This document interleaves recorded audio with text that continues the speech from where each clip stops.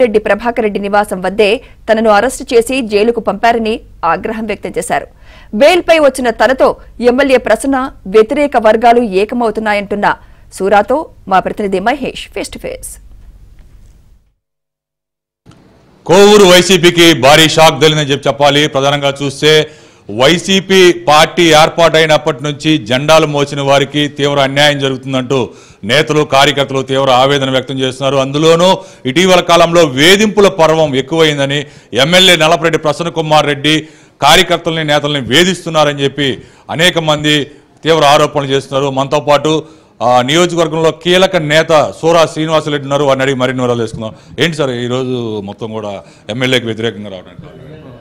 నేను 1.5 సంవత్సరాల నుంచి పార్టీ కార్యక్రమాలకైతేమి ఈ జరుగుతున్నట్టు కార్యక్రమాలన్నింటిలో కూడా నేను దూరంగా ఉంటూ రాజకీయాలకు అతీతంగా నేను అసలు రాజకీయాల్లో కూడా పోవడంలా.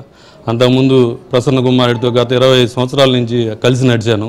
సరే చిన్న భేదాలు వచ్చి నేను పక్కకి 1.5 సంవత్సరం నుంచి తప్పుకున్నా. ఈ మధ్యకాలంలో నేను ఏదో పార్టీ మారుతున్నానని చెప్పి నా మీద సారాయి కేసులు ఆ కేసులు పెట్టించి నన్ను వ్యక్తిగతంగా నన్ను నా భార్య నా పిల్లల్ని అందరం కూడా వ్యక్తిగతంగా బాధపడే విధంగా ఈరోజు నన్ను ఇబ్బందులు పెడతా నానా ఇబ్బందులు పడతా ఉన్నాం మేము. నేను ఎప్పుడు కూడా అతనికి ద్రోహం చేయలేదు, కానీ ఈరోజు నన్ను ఎన్ని రకాలుగా ఇబ్బందులు పెట్టాలంటే అన్ని రకాలుగా ఇబ్బందులు పెట్టి ఈరోజు నన్ను హింసిస్తూ మానసికంగా నన్ను క్షోభకు గురి చేస్తూ నన్ను కానీ నా భార్య బిడ్డలందరూ కూడా ఈరోజు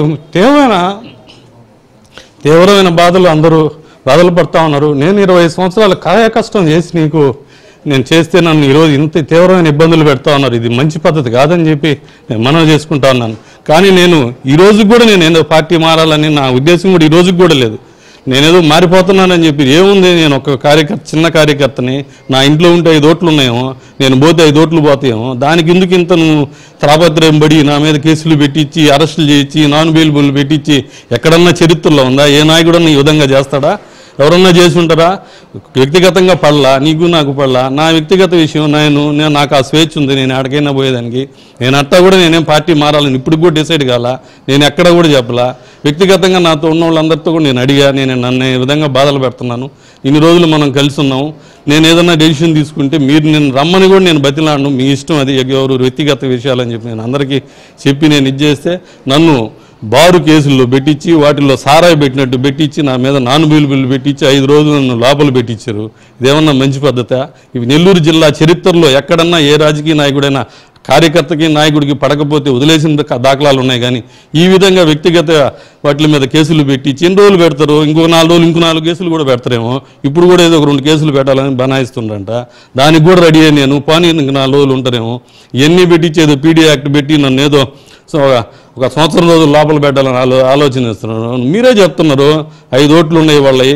సీనాయి పోయిన తర్వాత మండలం బ్రహ్మాండంగా డెవలప్ అయిపోయింది, బ్రహ్మాండంగా అభివృద్ధి చెందిపోయింది. మండలం ఈరోజు 15,000 నుంచి 20,000 మెజార్టీ వస్తుంది. మీరే అందరూ చెప్పుకుంటున్నారు. మరి నాతో ఎందుకు వదిలి ఉన్నారు కదా, మంచి క్యాడర్ ఉంది నీకు. ఈరోజు 7-8 మంది, నేను ఆ రోజు 15. ఎందుకని ఈ పరిస్థితి? నియోజకవర్గంలో చాలా మంది, మీరే కాదు నేతలు కార్యకర్తలు అందరూ కూడా ఎమ్మెల్యేని వ్యతిరేకిస్తున్నారు. చివరికి వాళ్ళ కుటుంబ సభ్యులు కూడా, వాళ్ళ సొంత సోదరులు కూడా వ్యతిరేకిస్తారు. ఎందుకని ఈ పరిస్థితి?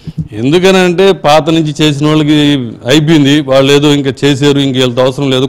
కొత్తగా వచ్చిన వాళ్ళకి ఆడ ఏదో మనం ఇది చేసుకోవచ్చు, వాళ్ళైతే బ్రహ్మాండంగా చేస్తారని ఆశలతో కోరికలతో కొత్త వాళ్ళని డెవలప్ చేసుకుంటారు. నీకు కాయా కష్టం చేసిన 15 సంవత్సరాలు నీతో ప్రతిపక్షంలో ఉన్నోళ్ళు ఎవరున్నారు నీతోటి? ఇప్పుడు ఉచ్చి మండలం మీద ఎత్తుకోండి, ఉన్న 7-8 మంది నీతో ఉన్నోళ్ళు ఉన్నారా? నిన్ను ఓడించడానికి 2 పర్యాలు గెలిచిన వాళ్ళకి ఈరోజు ఆధిపత్యాలు. ఒకరి జొన్నారే చైర్మన్, ఒకరికి వచ్చి ఓవేర్ బ్యాంక్ చైర్మన్ ఇచ్చారు. ఏమి నిన్ను ఓడించాలంటే వాళ్ళకి పదవులు ఇస్తారా? ఏడన్నా ఉండే. ఈ మండలంలో మీకంటూ ఒక పెద్ద వర్గం ఉంది, మిమ్మల్ని నమ్ముకునే నేతలు కార్యకర్తలు చాలా మంది ఉన్నారు. ఏంటి మీ భవిష్యత్ ప్రణాళిక? అందరితో కూర్చొని మాట్లాడుతాం. ఎవరు నాతో వచ్చేదానికి రెడీగా ఉన్నారో వాళ్ళతో కూర్చొని మాట్లాడి వాళ్ళందరూ కలిసి ఏ నిర్ణయం తీసుకుందామంటే ఆ నిర్ణయానికి కట్టుబడతానే. కానీ నేనైతే ఇప్పటికి ఒక పార్టీలో పోతాను, ఒక దాంట్లో చేస్తానని అయితే ఈ రోజుకి నేను ఎక్కడా కూడా నేను చేయడం లేదు. ఇప్పుడు కూడా నేను మాట్లాడడం కూడా లేదు. మొత్తం మీద కోవూరు నియోజకవర్గంలో నేతలు కార్యకర్తలు అందరూ కూడా ఎమ్మెల్యే తీరుపైన సీరియస్ అవుతున్నారు. చాలా మంది భవిష్యత్తు ప్రణాళిక, భవిష్యత్తు గురించి ఆలోచన చేస్తున్నటువంటి పరిస్థితి. ఎమ్మెల్యే వేధింపులు రోజు రోజుకి కూడా తారాస్థాయికి చేరిపోతున్నాయి. అక్రమ కేసులు బనాయించి జైలుకు పంపుతున్నారంటూ వైసీపీ నేతలు కార్యకర్తలే ఆవేదన వ్యక్తం చేసే పరిస్థితి. ఇదే పరిస్థితి. వీడియో షాకిర్ మహేష్ బాబు.